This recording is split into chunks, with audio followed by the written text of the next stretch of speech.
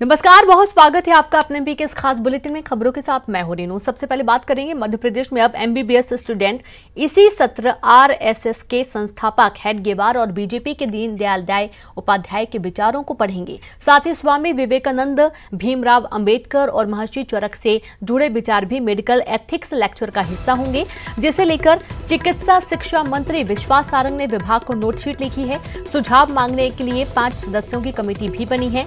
सुझावों के आधार पर फाउंडेशन कोर्स में विषय होंगे शामिल। इधर कांग्रेस ने इस पर आपत्ति जताई है। कांग्रेस का कहना है कि यह शिक्षा के साथ एक मजाक होगा।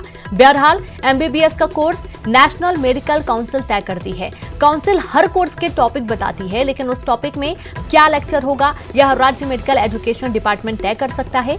जो नए लेक्चर जोड़े गए हैं वह मेडिकल एथिक्स टॉपिक का हिस्सा है। मतलब साफ है कि अब नए सत्र से प्रदेश के मेडिकल स्टूडेंट्स संघ के संस्थापक डॉक्टर केशव बलिराम हेडगेवार और जन संघ के संस्थापक पंडित दीनदयाल उपाध्याय से जुड़े विचारों को पढ़ेंगे और समझेंगे।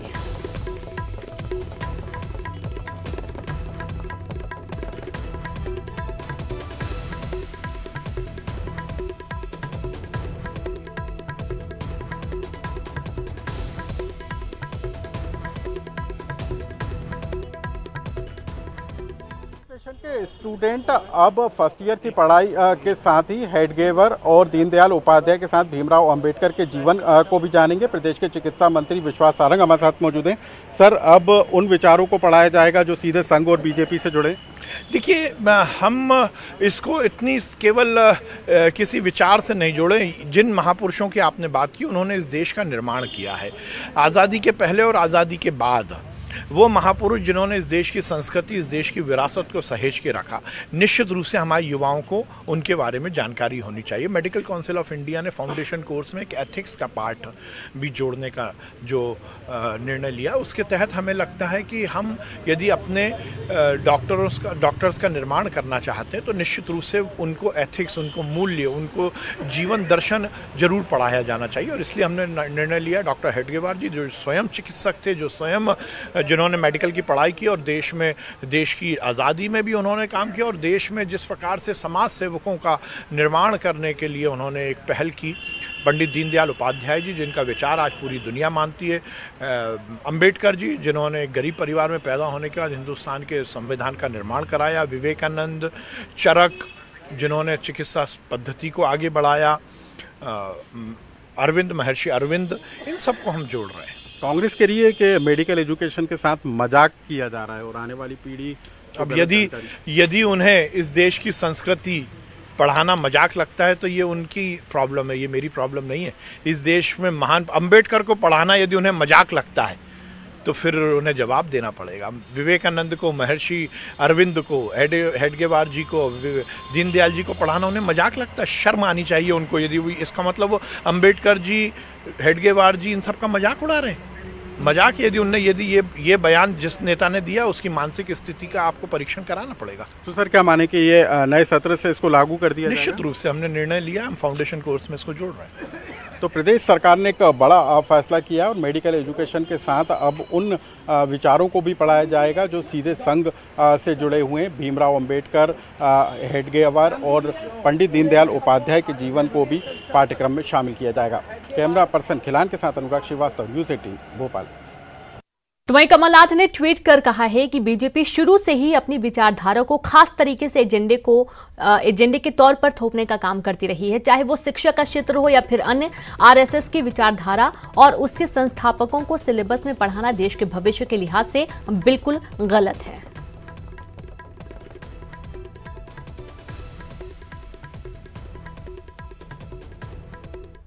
सरकार नहीं, एक सर्कस चल रहा है। चिकित्सा शिक्षा से हेडगेवार और दीनदयाल उपाध्याय जी का ताल्लुक क्या? और यदि ऐसा ही है तो एमबीबीएस के विद्यार्थियों को पशु चिकित्सा मोहन भागवत की भी पाठ्यक्रम को लागू कर देना चाहिए, जो भी जीवित हैं। जो पशु चिकित्सा के, हो सकता है कि एमबीबीएस में पशु चिकित्सा का भी उपयोग लगे आगे पीछे। मजाक बना दिया है पूरे देश को, खिलौना समझ रहे हैं पूरे देश को। और ये आज अच्छा लग सकता है भारतीय जनता पार्टी को, और भविष्य के लिए इतना बिगाड़ा कर ये लोग जाएंगे कि पीढ़ी भी। इंदौर में कोरोना की तीसरी लहर की आहट सुनाई देने लगी है। शहर में एक बार फिर से कोरोना के मरीजों की संख्या बढ़ने लगी है। पिछले 54 दिनों में 9 नए संक्रमित मरीज मिल चुके हैं, जिससे एक्टिव मरीजों की संख्या 25 हो गई है। इसे लेकर स्वास्थ्य विभाग एक बार फिर से एक्शन में आ गया है।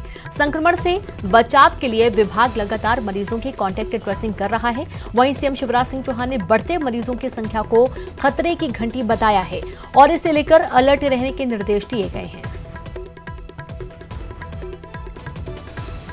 जबलपुर से बड़ी खबर, फिर बढ़ने लगी कोरोना संक्रमितों की संख्या, जहां हर दिन सामने आ रहे नए संक्रमित मरीज। 2 सितंबर को 3 सितंबर को 7, 4 सितंबर को मिले 6 कोरोना मामले। संक्रमित मरीजों का आंकड़ा पहुंचा 29। स्वास्थ्य विभाग और जिला प्रशासन अलर्ट नजर आया।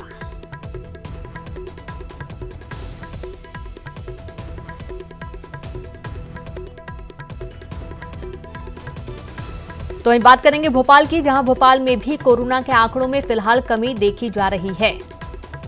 कल राजधानी में 6,569 सैंपल जांच के लिए गए, जिनमें से 3 लोगों में कोरोना के लक्षण मिले हैं, जिसके बाद भोपाल में कोरोना के एक्टिव मरीजों की संख्या बढ़कर 23 हो गई है। 24 घंटे में कोरोना से एक भी मरीज की मौत जिले में नहीं दर्ज की गई है।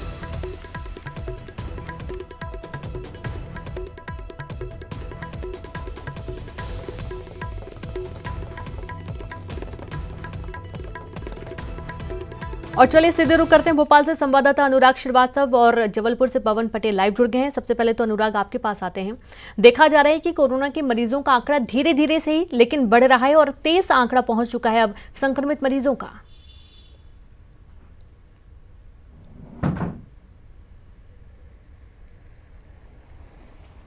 संक्रमण के नए मामले निकल कर आए हैं और इनकी संख्या अब 24 हो गई है। और इसके अलावा पूरे प्रदेश की बात करें तो लगातार कोरोना संक्रमण के आंकड़े बढ़ते जा रहे हैं। एक्टिव केस की संख्या 101 के ऊपर बनी हुई है। अभी तक जो लगातार आंकड़े कम हो रहे थे, अचानक से आंकड़ों के बढ़ने के कारण अब इस बात को लेकर आशंका जताई जा रही है कि कहीं ये तीसरी लहर की शुरुआत तो नहीं है। हालांकि कॉन्टैक्ट ट्रेसिंग को बढ़ाने का काम किया जा रहा है। इसके अलावा टेस्टिंग की व्यवस्था तेजी के साथ की जा रही है। मुख्यमंत्री शिवराज सिंह चौहान ने एक दिन पहले मंत्रालय में बैठक की थी और कोरोना की तीसरी लहर को लेकर जो तमाम तरह की व्यवस्थाएं उनका जायजा लिया था। मुख्यमंत्री ने इस बात के निर्देश दिए कि सितंबर के आखिरी तक सभी ऑक्सीजन प्लांट पूरे कर लेना चाहिए और जहां अस्पतालों में कमियां हैं उसको भी तत्काल दूर करने के भी निर्देश मुख्यमंत्री की तरफ से दिए गए। तो फिलहाल जो कोरोना का संक्रमण बढ़ने की शुरुआत की तरफ नजर आ रहा है, उसको रोकने के लिए अब कदम उठाने की तरफ सरकार बढ़ती हुई नजर आ रही है। और यही कारण है कि टेस्टिंग के साथ अब कॉन्टैक्ट ट्रेसिंग पर भी सरकार अपना फोकस बढ़ा रही है। जी बिल्कुल। और पवन के पास भी रुक करते हैं। पवन, देखा जा रहा है कि हर दिन नए मामले सामने आ रहे हैं, कहीं ये तीसरी लहर के संकेत तो नहीं?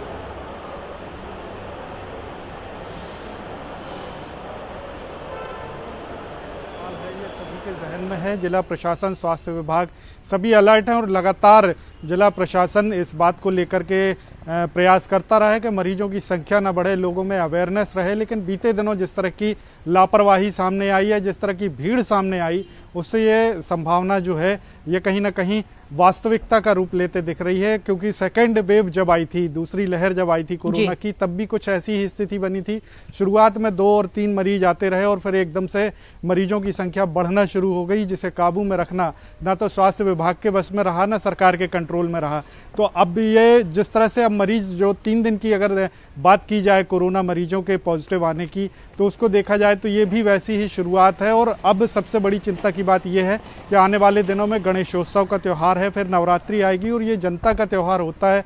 हर व्यक्ति इस त्यौहार में शामिल होता है, मूर्ति स्थापित की जाती हैं। हालांकि जिला प्रशासन ने और सरकार ने दोनों ने ही बड़े पंडाल लगाने की अनुमति नहीं दी है, लेकिन फिर भी आस्था से जुड़ा हुआ मामला है, तो लोगों का घरों से निकलना और मार्केट जाना और पूजन स्थलों पर जाना, मंदिर जाना, इस पर पाबंदी लगाना बड़ी चुनौती होगी। फिलहाल जो है मुख्यमंत्री भी जबलपुर आ रहे हैं और वो भी संभवतः इस संबंध में जिला प्रशासन के साथ, स्वास्थ्य विभाग के साथ एक बैठक करेंगे, समीक्षा करेंगे कि किस तरह से ये मरीज आए हैं, इनकी कॉन्ट्रैक्ट ट्रेसिंग की जाए और साथ ही साथ जहां संभावना ज़्यादा है वहां पर लोगों की जानकारी जुटाकर उनको मॉनिटर किया जाए। इसके अलावा वैक्सीनेशन को लेकर के सरकार भी गंभीर है और जिला प्रशासन भी पूरी तरह मुस्तैद है। लगभग 17 लाख लोगों को जबलपुर में वैक्सीन लग चुकी है। जो बचे हुए हैं उनके लिए भी लगातार वैक्सीनेशन अभियान चलाए जा रहे हैं। शहर भर में कैंप लगाए जा रहे हैं जहां पर लोगों को वैक्सीन लगाई जा रही है। तो कहा जाए अगर तो तैयारी पूरी है कोरोना से लड़ने के लिए, लेकिन लोगों का जागरूक रहना और सतर्क रहना बेहद जरूरी है। तभी ये बहुत इंपॉर्टेंट है कि लोग खुद से जागरूक रहें। बहुत शुक्रिया आप सभी का तमाम जानकारी साझा करने के लिए। तो वहीं अगली खबर का हम जिक्र करेंगे जहां पर चाचौड़ा विधायक लक्ष्मण सिंह का एक बार फिर से विवादित बयान सामने आया है। लक्ष्मण सिंह ने गुना के चाचौड़ा में किसानों की समस्याओं और महंगाई को लेकर पदयात्रा निकाली थी, लेकिन इसके लिए कलेक्टर से परमिशन नहीं मिली थी और जिस वजह से वे भड़क गए और मंच से ही कलेक्टर को अपशब्द कह दिए। उन्होंने कलेक्टर को लेकर कहा कि तुम्हारी औकात क्या है, तुम जैसे कई कलेक्टर आए और गए, कई और आएंगे, लेकिन मधुसूदनगढ़ की जनता और मजदूर कई पीढ़ियों से यहाँ रह रही है, आगे भी यहाँ रहेंगी। मैंने जिलाधीश को फोन लगाया, मैंने कहा हम किसानों के हित के लिए, किसानों के सम्मान में, किसानों के हक के लिए आवाज उठाना चाहते हैं और वो तो तुमसे पूछने की जरूरत भी नहीं है, वो तो हम भलमन साथ में पूछ रहे हैं तुमसे। तुम्हारी औकात क्या है किसान के सामने, तुम हो कौन? अरे तुम्हारे जैसे कई कलेक्टर आए और कई गए और कई आएंगे और कई जाएंगे, लेकिन ये मधुसूदनगढ़ की जनता, इस आसपास के क्षेत्र की जनता, किसान मजदूर यहीं रहेगा, यहीं रहेगा, पीढ़ियों से रहता आया है, पीढ़ियों तक रहेगा। तुम्हारी औकात क्या है जनता के सामने, क्या समझते हो अपने आप? और हमने भी देखे हैं कई तुम्हारे जैसे। फिर मैंने एक वकील साहब को भेजा, मैंने कहा जरा एसडीएम को कानून समझाओ। तो हमारे वकील साहब गए, उन्होंने कहा साहब हमारे पास एक गृह मंत्रालय से सर्कुलर आया है कि कोरोना की वजह से किसी को अनुमति मत दो। तो वकील ने कहा कि तुम्हारे भारतीय जनता पार्टी की रैलियां होती तो कोरोना नहीं फैलता क्या? सिर्फ कांग्रेस की रैली में फैलता और कोरोना कुछ नहीं फैला भैया, कोई ना खांस रहा ना छींक रहा कार्यक्रम।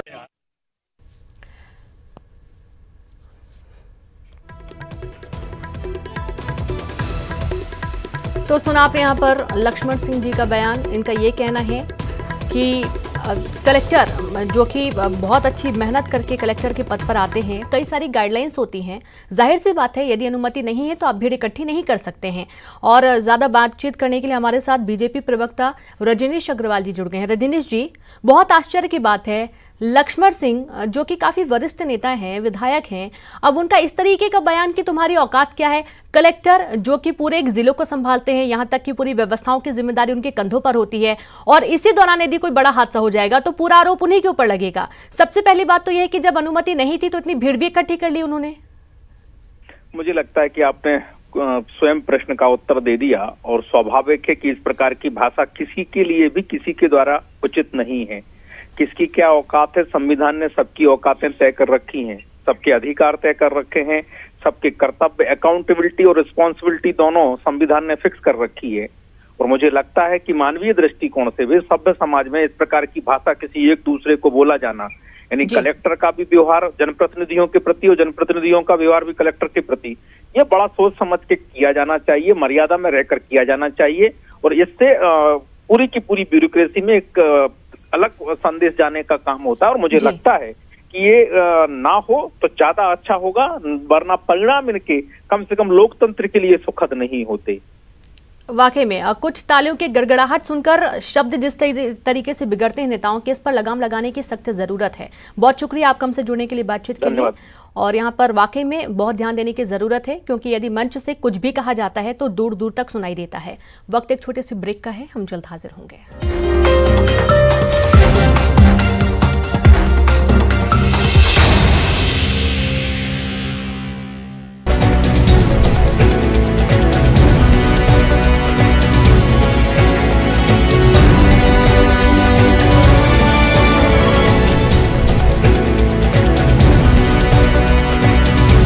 को सौंपा ज्ञापन, कलेक्टर से जमीन को कब्जा मुक्त कराने की मांग।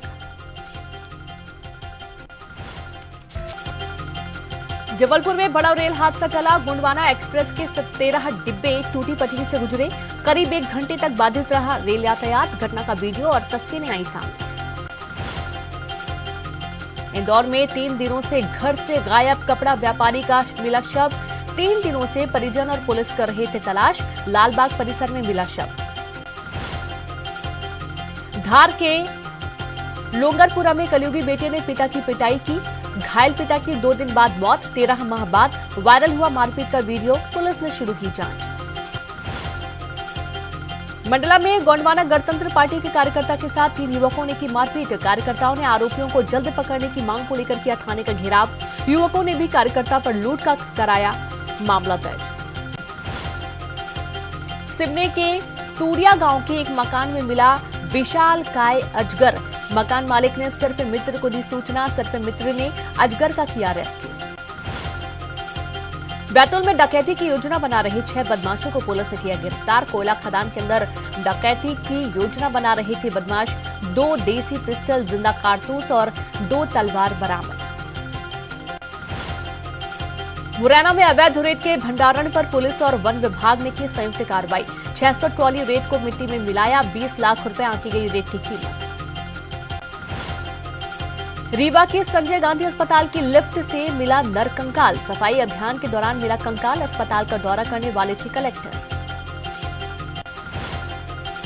मंदसौर के गरौठ में सामाजिक कार्यकर्ता सुभाष जोशी पर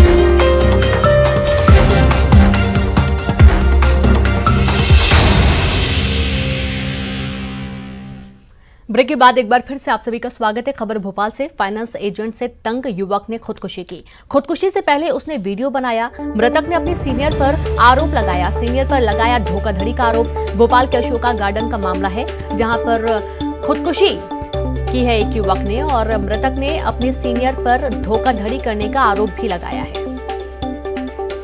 तो बड़ी खबर भोपाल से है। अशोका गार्डन का ये पूरा मामला है, जहां पर फाइनेंस एजेंट से तंग युवक ने खुदकुशी की और खुदकुशी से पहले उसने वीडियो बनाया। मृतक ने अपने सीनियर पर आरोप लगाया है धोखाधड़ी करने का। भोपाल के अशोका गार्डन का ये पूरा मामला सामने आया है।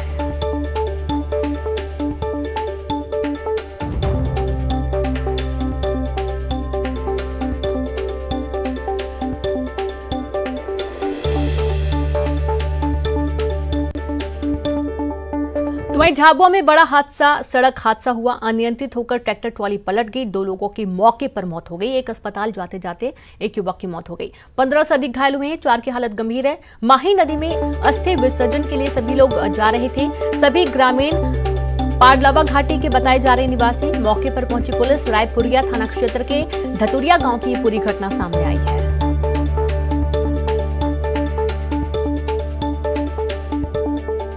और ज्यादा जानकारी के साथ संवाददाता वीरेंद्र राठौर जुड़ गए। वीरेंद्र, कैसे हुआ यह हादसा?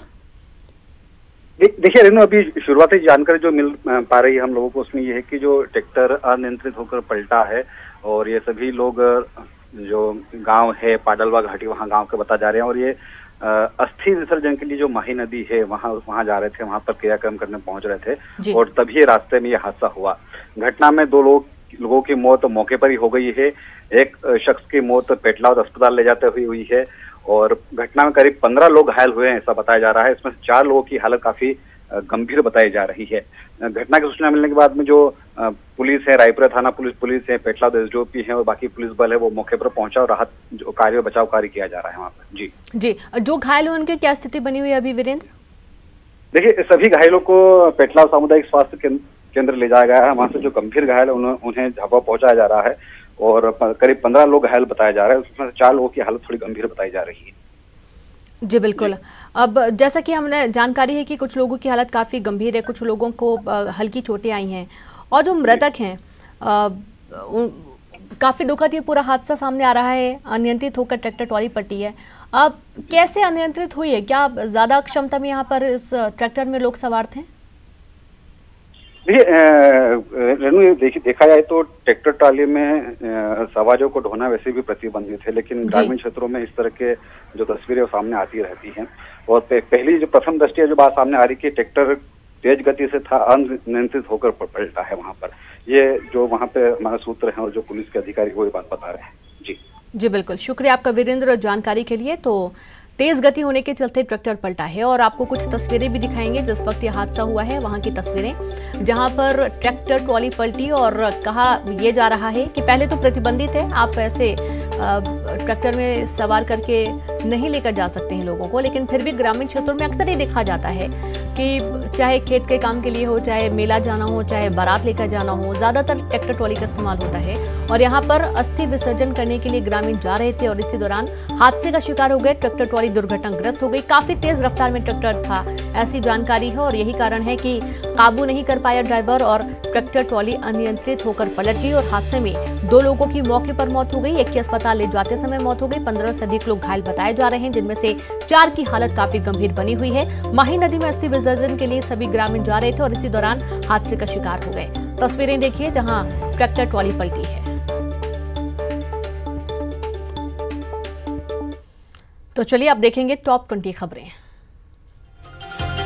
मध्य प्रदेश में 13 जिलों की 110 तहसील सूखाग्रस्त। अशोकनगर, भिंड, छतरपुर, दमोह, ग्वालियर, इंदौर के 5 तहसील सूखा घोषित। सरकार ने घोषित किया सूखाग्रस्त। सागर में मकान में अवैध स्लॉटर हाउस चलाने के खिलाफ पुलिस ने की कार्रवाई। पुलिस ने मकान के साथ 3 दुकानों को किया ध्वस्त। वहीं 10 लोगों के खिलाफ मामला दर्ज, 5 लोग गिरफ्तार।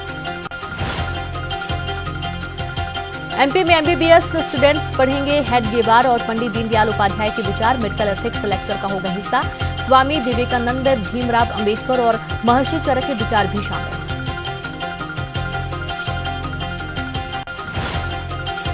एमपी में एमबीबीएस के कोर्स में इस बदलाव पर बोले मंत्री विश्वास सारंग। महापुरुषों के विचारों को पहुंचाना बहुत जरूरी, कांग्रेस ने कहा यह शिक्षा से मजाक। एमपी में एमबीबीएस के कोर्स में नए बदलाव पर कमलनाथ ने किया ट्वीट। भाजपा को विचारधारा खास एजेंडे को थोपने की पुरानी आदत, यह भी उसी एजेंडे का हिस्सा, बीजेपी बताए आजादी के संघर्ष में उनका योगदान। डेंगू और चिकनगुनिया को लेकर मंत्री विश्वास सारंग का बयान, हम हैं सतर्क, इलाज के लिए बेहतर इंतजाम। कोरोना के केस दुनिया में एक बार फिर बढ़े। जबलपुर दौरे पर आज सीएम शिवराज सिंह चौहान। तिलवारा में आचार्य विद्यासागर जी का लेंगे आशीर्वाद, वहां बन रहे अस्पताल को लेकर होगी चर्चा। वित्त मंत्री जगदीश देवड़ा का बड़ा बयान, बिजली और दूसरे मामलों में बड़े बकायादारों से होगी वसूली, सभी विभागों को दिए गए निर्देश। एमपी सरकार कोल मंत्रालय की देनदारियों को करेगी पूरा, जरूरत पड़ने पर निजी क्षेत्रों से भी खरीदी जाएगी बिजली और जरूरत पड़ने पर लिया जाएगा कर्ज। बड़े बकायेदारों से वसूली किए जाने के वित्त मंत्री के निर्देश पर कांग्रेस ने साधा निशाना, कहा अब बड़े बकायेदारों के नाम पर सरकार करने वाली है किसानों को परेशान। इंदौर में एक बार फिर से कोरोना के आंकड़ों में इजाफा। इंदौर शहर में 54 दिनों के बाद मिले हैं 9 नए मरीज। शहर में एक्टिव मरीजों की संख्या बढ़कर हुई 25। स्वास्थ्य विभाग, जिला प्रशासन ने शुरू किया कॉन्टैक्ट ट्रेसिंग। भोपाल में कोरोना के आंकड़ों में फिलहाल कमी। कल राजधानी में 6,500 सैंपल में केवल 3 लोगों में कोरोना के लक्षण। भोपाल में कोरोना के एक्टिव मरीजों की संख्या बढ़कर हुई 23। भोपाल में लोकल बस संचालकों और ड्राइवरों की गुंडागर्दी। बीसीएलएल के कंडक्टर और ड्राइवर से सवारी बैठने को लेकर मारपीट। TR4B रूट बस की मारपीट का वीडियो हुआ वायरल। छतरपुर में युवक की धारदार हथियार से हत्या। युवक की लाश घर के एक कमरे से बरामद। सिविल लाइन इलाके में पुलिस मौके पर पहुंची, मामले की जांच जारी। सतना शहर में चैन स्नैचिंग गिरोह ने उड़ाई नींद। 3 बुजुर्ग महिलाओं के गले की सोने की चेन छीनने की कोशिश। 2 महिलाओं की चैन लेकर बाइक सवार हुए रफू चक्कर। मुरैना के डिमनी के पूरा गांव में 18 वर्षीय युवक की नदी में डूबकर मौत। प्रशासन ने रेस्क्यू कर निकाला युवक का शव। नहाने के दौरान पैर फिसलने से डूबा था युवक। सतना में सरकारी विकास कार्य लालफीताशाही का शिकार। निर्माण एजेंसियों की लापरवाही और जनप्रतिनिधियों की उपेक्षा के चलते काम अधूरे लटके। टमस नदी का पुल अधूरा छोड़ ठेकेदार रफू चक्कर। भोपाल के वीआईपी रोड इलाके में कल देर रात चलती कार में अचानक लगी आग। आग की वजह से अब तक साफ नहीं। ड्राइवर और कार में बैठे दूसरे शख्स ने कूदकर बचाई अपनी जान। भोपाल के दानिश नगर में दिखा अनूठा कैट वॉक। जर्जर सड़कों पर सरकार का ध्यान खींचने के लिए किया प्रदर्शन। गड्ढों में बनी सड़कों पर महिलाओं ने किया कैट वॉक। और इसी के साथ इस बुलेटिन में इतना ही। चलते चलते एक नजर सुर्खियों पर।